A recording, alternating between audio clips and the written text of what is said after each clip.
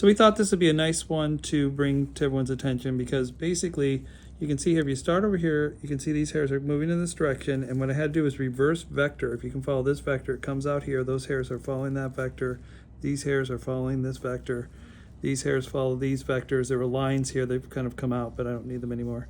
But we drew out all the lines and we followed all the vectors, and they intersected here, and you can see that these are perfectly following the angles of his existing hairs, coming in here to a center where we began a whorl. So then if you start out here from the center, you can see how that whorl begins, and then they're all going to follow those vectors coming out.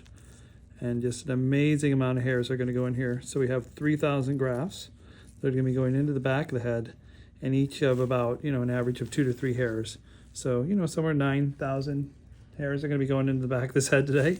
I just think that what we've done here, and I just don't see people really reverse engineering. A lot of people will just start doing, they'll pick a spot, they'll kind of do a whirl and that sort of stuff. But really what you want to do is reverse engineer.